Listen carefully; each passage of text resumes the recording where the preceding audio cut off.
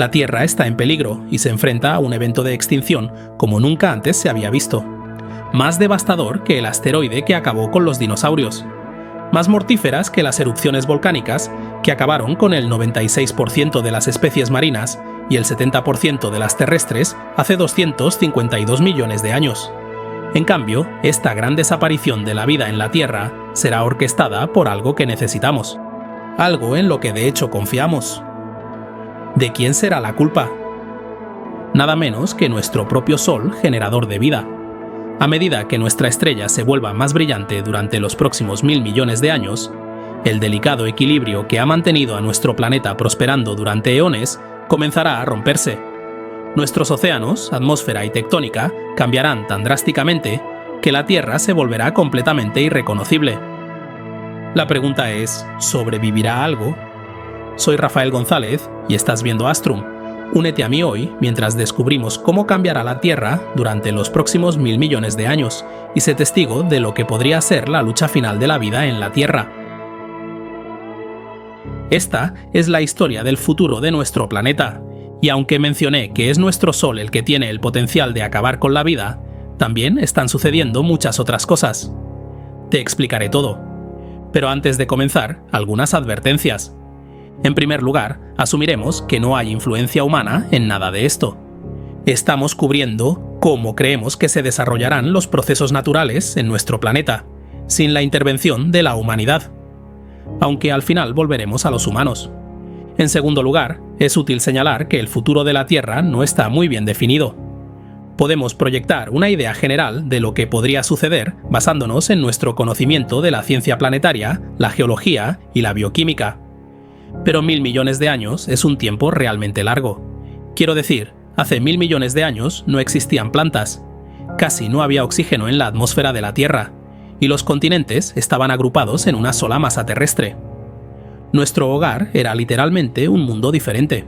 La Tierra dentro de 1000 millones de años será igualmente extraña. Sin embargo, todas las predicciones que voy a compartir se basan en la ciencia, aunque parezcan un poco vagas. Entonces, sin más preámbulos, veamos qué le espera a la Tierra. Una de las características más singulares de la Tierra es su tectónica de placas. Y lo primero que notamos es la rapidez con la que se desplazan las placas tectónicas. Lo que sabemos es que las placas de la Tierra se han estado moviendo durante más de 3000 millones de años y no dan señales de detenerse. Según la teoría Pangea Próxima del geólogo Dr. Christopher Scotese, dentro de 100 millones de años, según la trayectoria actual de los continentes, el mapa del mundo se verá así. África, que se dividió en dos continentes unos millones de años antes, choca con Europa y Arabia, cerrando el Mediterráneo, el Mar Rojo y el Golfo Pérsico. Una vasta cordillera mediterránea, posiblemente más alta que el Everest, se extenderá desde España hasta Asia. Australia se une al sudeste asiático, comprimiendo a Indonesia y Filipinas en nuevas montañas. América del Norte y Eurasia se separan, ensanchando el Océano Atlántico.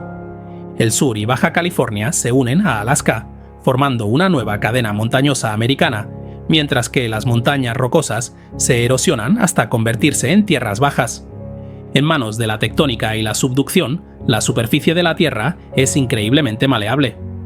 Finalmente, dentro de 250 millones de años, las masas terrestres del mundo convergerán en un nuevo supercontinente llamado Pangea Próxima. Los océanos Atlántico e Índico se cierran, uniendo a América con Eurasia y África. América del Sur se curva alrededor del extremo sur de África y la Antártida, creando un mar interior. El movimiento de estos continentes altera el sistema transportador global de las corrientes oceánicas. La falta de circulación hace que el agua, a más de unos cientos de metros de profundidad, pierda su oxígeno, volviéndose incapaz de sustentar la mayor parte de la vida, lo que lleva a otro gran evento de extinción. A la Tierra tampoco le va mucho mejor que al agua. En el interior, el continente experimentará climas semiáridos o desérticos, con temperaturas extremas que alcanzarán los 55 grados Celsius. Las únicas zonas que probablemente sean habitables para los mamíferos terrestres son las más cercanas a los polos. Pero esta configuración no durará para siempre. Con el tiempo, las masas terrestres de la Tierra volverán a expandirse en abanico de forma casi cíclica. Si bien en la superficie parecen drásticos, estos continentes en movimiento no están ni cerca de los mayores cambios que enfrenta la vida en la Tierra. Todos sabemos que los niveles de dióxido de carbono atmosférico influyen en el clima del planeta. Afortunadamente, la Tierra tiene un circuito de retroalimentación incorporado que regula naturalmente estos niveles durante millones de años. Se conoce como ciclo carbonato-silicato y funciona en 4 pasos principales. Cuando un volcán entra en erupción, emite dióxido de carbono a la atmósfera. Allí interactúa con el vapor de agua para formar ácido carbónico. Esta agua ligeramente ácida se condensa en lluvia y cae en cascada sobre la corteza terrestre. El ácido carbónico de la lluvia reacciona con los materiales de silicato de las rocas para formar iones disueltos como calcio y bicarbonato, que son arrastrados por arroyos y ríos. Una vez en el océano, estos iones son utilizados por los organismos marinos para construir sus caparazones y esqueletos, que están hechos de carbonato de calcio. Notarás que el dióxido de carbono reaparece aquí como subproducto. Este proceso de erosión química esencialmente ha extraído dióxido de carbono de la atmósfera y lo ha almacenado en el océano. Cuando los organismos marinos mueren, sus caparazones acaban enterrados en el fondo marino, formando rocas carbonatadas. Durante millones de años, la corteza oceánica, que transporta estas rocas carbonatadas, se subduce hacia el manto, lista para ser liberada mediante la desgasificación volcánica. Y el ciclo comienza de nuevo. Es un delicado equilibrio que mantiene bajo control la temperatura, el clima y la atmósfera del planeta, cuando los humanos no interfieren. Pero dentro de 500 millones de años, algo tendrá un impacto mucho mayor en nuestro clima que nosotros o este ciclo: el Sol. Los pequeños y sutiles cambios por los que nuestra estrella ha estado pasando todo este tiempo, finalmente se hacen evidentes, y sus efectos se sienten en la Tierra como nunca antes. Como estrella de secuencia principal, nuestro Sol fusiona constantemente hidrógeno en helio en su núcleo. Dado que el helio es más pesado que el hidrógeno, a lo largo de millones de años, el núcleo del Sol se está volviendo más denso y contraído. Debido a esto, las capas exteriores del Sol también se acercan al centro, y en el proceso, la energía potencial gravitacional se libera en forma de calor y luz. Esto aumenta la presión y la temperatura del núcleo, lo que a su vez acelera la velocidad de fusión. El resultado es que el Sol aumenta su producción de energía y, a su vez, su brillo a medida que envejece. Esto tiene consecuencias. A medida que el Sol se calienta y brilla, también se hace más ancho debido a la energía adicional que se produce en el núcleo. El Sol está atrapado en medio de un juego de tira y afloja entre dos fuerzas. Esta fuerza de empuje hacia afuera, generada por la fusión nuclear, y la atracción hacia adentro de la propia gravedad de la estrella. En general, este sistema parece estable, pero si nos acercamos a una escala de tiempo de miles de millones de años, veremos que no es así. A medida que se consume cada vez más hidrógeno, el núcleo del Sol comienza a colapsar lentamente, mientras que las capas externas crecen. En este momento, el Sol se está volviendo más brillante un 1% cada 100 millones de años. Así, dentro de 500 millones de años, el Sol será aproximadamente un 5% más brillante que hoy. Esta energía extra calienta la Tierra, acelera las tasas de reacción y hace que los océanos se evaporen, sobre lo cual volveremos a hablar. Este aumento en las velocidades de reacción acelera la erosión química, extrayendo dióxido de carbono de la atmósfera más rápido de lo que la desgasificación volcánica puede reemplazarlo. El dióxido de carbono atmosférico cae en picado. Y este es el comienzo del apocalipsis para las plantas. Pero, ¿cómo es que el Sol, al reducir el dióxido de carbono de la atmósfera, hace que las plantas empiecen a extinguirse? Piensa en las plantas como pequeñas fábricas. Mediante la fotosíntesis, convierten el dióxido de carbono en azúcar, que utilizan para crecer y construir cosas nuevas. Pero también necesitan quemar parte de ese azúcar para obtener energía, para que todo funcione sin problemas. Un proceso conocido como respiración. Cuando la cantidad de dióxido de carbono que se gana en la fotosíntesis es igual al dióxido de carbono que se pierde en la respiración, la planta se encuentra en su punto de compensación. Está alcanzando el equilibrio energético. Para crecer grande y saludable, la planta debe producir más azúcar del que quema. Si no es así, la planta eventualmente morirá. La fotosíntesis se presenta en dos formas principales: C3 y C4. La mayoría de las plantas, incluidos los árboles, los pastos, los tubérculos, el algodón y los cereales básicos como el trigo, el arroz y la avena, son plantas C3. Necesitan niveles relativamente altos de dióxido de carbono porque su sistema no es muy eficiente. Según un estudio de 2019 del International Journal of Astrobiology, dentro de unos 500 millones de años, la concentración de dióxido de carbono caerá por debajo de 150 partes por millón, por debajo del umbral crítico necesario para sostener la fotosíntesis C3. Pero este evento de extinción es un proceso lento. Los grupos de plantas mueren uno por uno, mucho antes de que se alcance el nivel de 150 partes por millón. Sin embargo, no las matará a todas. Todavía quedan las plantas C4, que hoy en día representan solo el 5% de la biomasa vegetal de la Tierra. Pueden sobrevivir con mucho menos dióxido de carbono atmosférico, solo 10 partes por millón, porque han desarrollado un sistema enzimático diferente, y por lo tanto tienen una mayor resistencia al dióxido de carbono.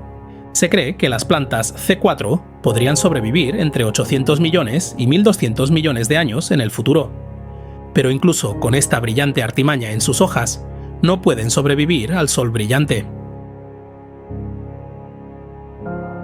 Dentro de 1.000 millones de años, el Sol habrá alcanzado poco más de la mitad de su vida útil de la secuencia principal. A medida que su núcleo se vuelve aún más denso, la tasa de fusión también aumenta. Hoy en día, el Sol convierte 600 millones de toneladas de hidrógeno en helio cada segundo, convirtiendo en el proceso alrededor de 4 millones de toneladas de materia en energía. Cuanta más energía libera, más luminosa parece la estrella. Y si avanzamos en el tiempo otros 1.000 millones de años, el Sol se vuelve un 10% más brillante de lo que es hoy. Los efectos en la Tierra son desastrosos. Los modelos varían enormemente, pero algunos creen que la temperatura de la superficie podría dispararse a unos sofocantes 50 grados Celsius o más, lo que es más del triple del promedio del siglo XX. Esto transforma el planeta en un mundo casi inhabitable. Los océanos se evaporan más rápido de lo que las lluvias pueden reemplazarlos. Vastas regiones se convierten en desiertos que alcanzan temperaturas de más de 70 grados centígrados durante el día. Sin fotosíntesis, los niveles de oxígeno en la atmósfera caen a aproximadamente el 1% de lo que son hoy.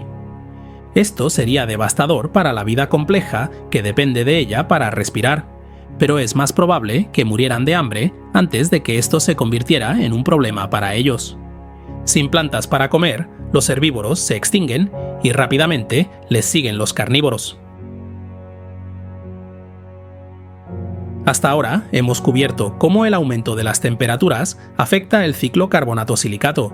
Hace que los niveles atmosféricos de CO2 bajen y significa el fin de la compleja vida vegetal y animal en la Tierra. Pero hay otra pieza clave del rompecabezas: los océanos. Dentro de 1.000 millones de años, el 27% de nuestros océanos modernos ya han sido sumergidos en el manto de la Tierra. El resto no se quedará ahí por mucho tiempo. A medida que el Sol se calienta, los océanos comienzan a evaporarse, convirtiendo el cielo en un invernadero espeso y humeante. El vapor de agua llena la atmósfera inferior, calentando el planeta de manera constante. El ciclo del agua persiste, la lluvia sigue cayendo y los ríos siguen fluyendo. Las cosas se mantienen bastante estables, por un tiempo. A medida que ese vapor de agua se acumula en la atmósfera, crea una manta aislante alrededor del planeta. Las temperaturas continúan aumentando, lo que eventualmente desencadena un efecto invernadero descontrolado, aumentando incontrolablemente la temperatura promedio de la Tierra. El único otro planeta donde hemos visto algo así es Venus. Hoy en día es completamente inhabitable a unos 460 grados centígrados, con presiones similares a las que se encuentran a 900 metros bajo el océano. Cuando miramos a la diosa del amor, ¿estamos viendo nuestro propio futuro? Dependiendo del ritmo de esta evaporación, la Tierra está condenada a perder sus océanos en un plazo de entre 1 y 1.500 millones de años. Sin embargo, la Tierra no estará completamente seca, al menos no de inmediato. En las profundidades, debajo de la corteza, todavía permanecen encerradas enormes cantidades de agua, quizás varias veces la cantidad que hay en los océanos actuales de la Tierra. Con el tiempo, parte de esa agua vuelve a la superficie a través de la actividad geológica, pero no será suficiente para recuperar los mares. El último lugar donde persiste el agua superficial son los polos, Pero sin ríos que los alimenten y sin vida que descomponer, estos lagos polares no son más que charcos estériles y pobres en nutrientes. Con el tiempo, incluso estos también se evaporan. La Tierra se transforma en un mundo desértico y árido. Enormes campos de dunas se extienden a lo largo del Ecuador y las salinas marcan los antiguos fondos oceánicos, similares al desierto de Atacama en Chile. Sin agua superficial, la corteza terrestre se seca. Sin lubricación ya no puede producirse la subducción. La actividad tectónica se detiene, congelando las placas de la Tierra. En ausencia de esa acción geológica, nuestro planeta comienza lentamente a acumular cráteres de impacto y volcanes en escudo sobre puntos críticos del manto. Durante millones de años, estos volcanes liberan a la atmósfera dióxido de carbono atrapado en el manto. El planeta se vuelve aún más caliente, un mundo seco y asfixiante envuelto en una espesa capa de dióxido de carbono y vapor de agua. Los únicos escondites que quedan están escondidos en cuevas de hielo subterráneas o en montañas de gran elevación, donde podrían quedar los últimos restos de agua. Aquí, protegidos de la abrasadora superficie, encontramos las últimas criaturas vivientes de la Tierra. Microbios amantes de la sal capaces de soportar un calor brutal y la deshidratación. Algunos incluso podrían adentrarse en la atmósfera, sobreviviendo en capas más frías sobre el suelo quemado, muy parecido a lo que los científicos especulan que podría ser posible en Venus, que potencialmente tiene una zona habitable de 51 a 62 kilómetros sobre su superficie. A 150 millones de kilómetros de distancia, el Sol sigue brillando e intensificándose. Dentro de 2.800 millones de años, será un 28% más brillante, lo que elevará las temperaturas de la superficie a alrededor de 190 grados Celsius, incluso en los polos de la Tierra. A pesar de dar una buena pelea, los últimos microbios mueren y con ellos desaparecen todos los signos de vida que aún quedaban.